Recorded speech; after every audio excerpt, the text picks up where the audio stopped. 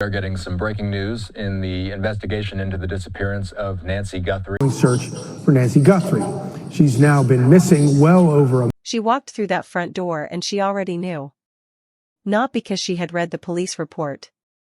Not because she had watched the news coverage or followed the social media threads or listened to the press conferences.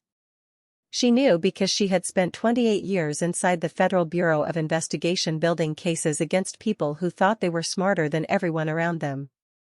And the moment she looked at the doorbell footage, the moment she watched that masked figure approach Nancy Guthrie's front door at 1:47 in the morning, Sandra Doris knew exactly what kind of case this was. Not a random crime. Not a stranger who had picked a house at random. Something far more calculated. Far more personal. Far more disturbing. My name is Brian, and this is Brian Records.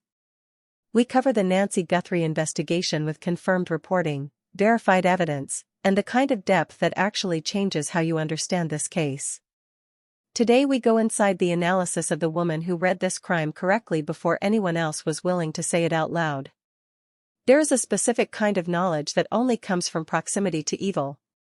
Jennifer Coffindafer is not a commentator. She is not someone with a microphone and an opinion. She is a former FBI special agent with nearly 3 decades of active casework. She built prosecutions. She interrogated suspects.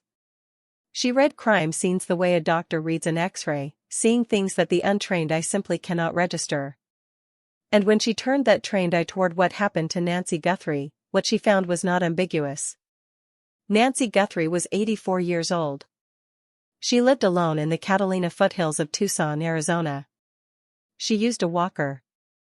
Her heart was regulated by a pacemaker that transmitted health data every night at 2:28 in the morning. Her home had a Google Nest doorbell camera at the front, a security gate at the driveway, and rear doors that led out to the back of the property. From the outside, it looked like exactly what it was. A quiet house. A retired woman living a private life. Nothing about it should have drawn the attention it drew.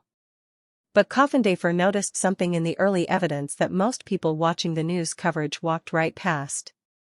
The rear doors of Nancy Guthrie's home were not broken. They were not forced. They were propped open. Deliberately. Before the abduction. Before the masked figure ever appeared at the front of that property, before the camera was ripped off the wall, someone had already been inside that house. And they had left a door open on their way out. Coffindafer broke that detail down with the kind of quiet precision you only develop after years of processing violent crime scenes. A stranger does not get access to the rear interior of a secured home in advance. A stranger does not know which door to prop, which lock to leave, which exit point to prepare. That kind of access requires familiarity. That kind of preparation requires someone who had been welcomed into that home before. Someone who had walked those hallways. Someone who knew exactly where to go and exactly how to leave a way back in. And then there is the footage itself. The masked figure approaches the front door at 1:47 in the morning.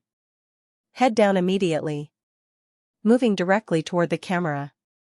Zero hesitation. Not looking around. Not scanning the property. Not doing what someone unfamiliar with that entrance would do. Going straight for the device because they already knew exactly where it was mounted. Coffindafer said it clearly in public, on record. The person who came to that door kept their head down and went straight for the camera. They had been there before. One sentence. That was the verdict. Now look at the timeline. At 9:50 on the night of January 31st, Nancy Guthrie returned home from a family dinner. She was dropped off at her front door. Someone in that car knew that address. Had visited that house many times. Knew the layout, the cameras, the locks, the routine. The window between that drop-off and the moment the masked figure appeared at the front door is 3 hours and 57 minutes. Enough time to drive away and come back. Enough time to change. Enough time to position, to wait for the lights inside to go dark, and to move. At 2:12 in the morning, motion was detected at the front of the property. At 2:28, Nancy Guthrie's pacemaker missed its scheduled transmission. 16 minutes. In 16 minutes, an 84-year-old woman who could not walk the length of a parking lot on her own was taken from her bed, moved through her home, carried out of a building she had lived in for years, and transported to a location that has still not been publicly identified. Coffindafer's assessment of that window was direct. That level of speed, that level of precision, that level of operational control does not happen without knowledge. Knowledge of the layout. Knowledge of her physical limitations. Knowledge of exactly which route to use to move her out silently and quickly. And she said something else. Something that most people covering this case have not been willing to say clearly. She does not believe the person behind the mask was the person behind the plan. The masked figure was the instrument. Somewhere behind him, there was an architect. Someone coordinating, providing information, making decisions. Someone who understood the family. Someone who understood that going public with a ransom demand would create a pressure that could not be quietly managed. Someone who knew this family not from watching them on television but from sitting across from them. The ransom notes were not sent only to law enforcement or to the Guthrie family. They were sent to TMZ. To national broadcast networks. To newsrooms with millions of daily viewers. And they contained no proof of life. Not one. Coffindafer said that absence is one of the darkest signals in the entire investigation. A kidnapper who genuinely wants money keeps the communication private. They provide proof of life because proof of life is the leverage that keeps the negotiation alive. Without it, there is nothing to negotiate. The notes were not a ransom mechanism. They were a public pressure campaign. The goal was not $6 million in Bitcoin. The goal was to make Savannah Guthrie stand in front of cameras looking helpless. The goal was the destruction of a family that someone had decided needed to suffer publicly. In March 2025, 10 months before Nancy disappeared, someone ran image searches for her home address. They pulled exterior photographs of her property. Her driveway. Her front door. The sight lines from the street. Then in late November and early December 2025, 60 days before the abduction, they did it again. 2 rounds of digital reconnaissance. 10 months apart. The FBI subpoenaed Google. They have the IP address data. They have the device records. They have the account connected to those searches. Coffindafer noted what that means carefully.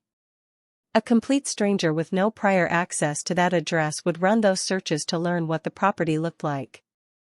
But someone who already knew that house, who had walked through it, who knew where every camera was, would run those searches for a different reason.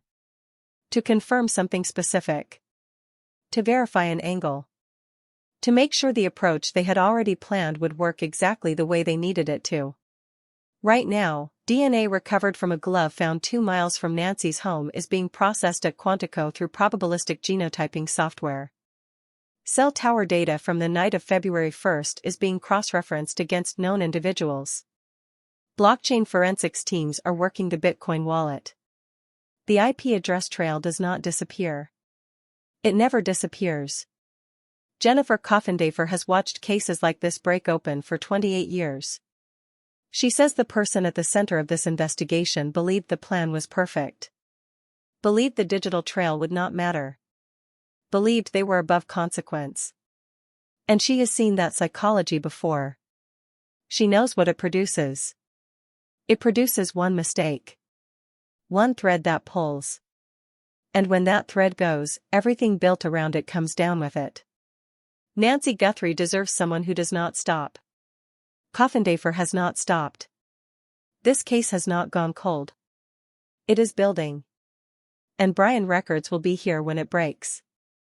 Subscribe. Turn on notifications. Nancy Guthrie is still waiting.